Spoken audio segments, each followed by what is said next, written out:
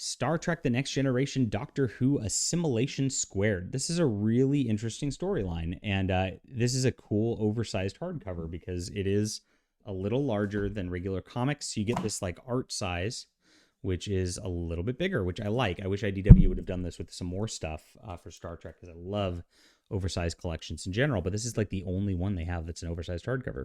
Their current hardcovers are standard size, so to kind of get that. But it also makes it hard to put onto my little review channel here, size-wise for the pages.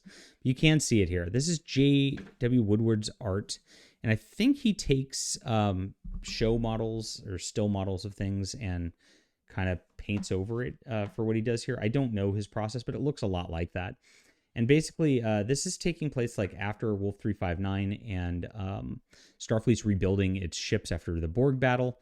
Doctor Who is in its Matt Smith era with Amy Pond and her husband, and they're back in ancient Rome, as you can see right now. It looks beautiful. I mean, whether that's his art process or not, it does look very pretty.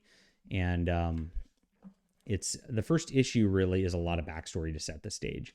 Then it gets into it, and they show up on the Enterprise in the holodeck while they're running a Dixon Hill simulation, which is kind of cute, and it goes really well. Now, this is... there's a lot of dialogue points in this. You see where it looks like it's kind of like stills from the show that have been painted, kind of interesting. And you see where the dialogue ends up a lot of talking. And a lot of Star Trek comics end up like that because they're trying to emulate the TV show, which doesn't quite work in comic book form, but it is what it is.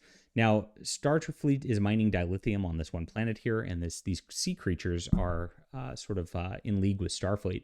Now, they do come back to this. They actually, in the Star Trek The Next Generation Mirror Universe collection, reference this planet as they come back to it and actually build on continuity with that Mirror Universe deal and this Doctor Who deal. So it's kind of neat that they actually tied all those together. For the reading order of this, I would recommend reading this for the Doctor Who stuff, then the Mirror Universe, then the Mirror War storyline, and that pretty much encompasses all the continuity between all these. Pretty neat stuff. So the Borg are here, and they're actually teamed up with the Cybermen, and they actually look back and do a flashback to when the Doctor has actually gone into this universe before, and it actually you see a different art style here to kind of signify that it's like classic Star Trek, and they find out it was Tom Baker. So it's a nice little Tom Baker nod back into that. And Guinan kind of remembers who the Doctor is, which is a nice thing over the course of this too.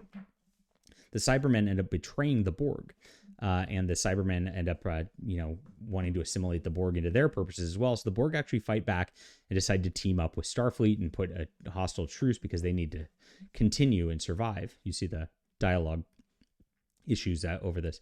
Now, the dialogue's pretty good over the most part of it, and the characterizations are really good over the course of this too. So it is forgivable, but it's really rough getting a lot of these talking head sort of things, which is, again, happens a lot in Star Trek comics. So nice little fight here as they chase down a Borg ship in order to stop the Cybermen.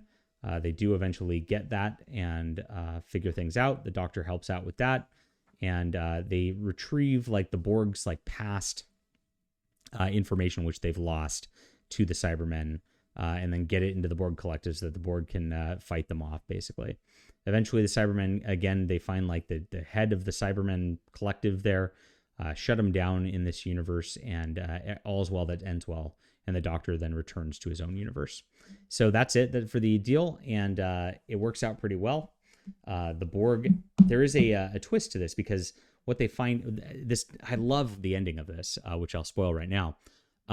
The twist is that the Borg discovered time travel because of the Doctor through this. And so that's why they then go and investigate time travel in First Contact in order to go back in time and try to assimilate the humans in First Contact. Cool, huh? And that actually works out really well to bridge the gap between the Wolf 359 and Best of Both Worlds and the First Contact thing. So really well done on that level as this bridging episode that ends up being a crossover as well. I usually don't like crossovers that much, but this one hit it out of the park. So I call this a 9 out of 10. This is really hard to find, this hardcover at this point. If you can find it at a reasonable price, get it.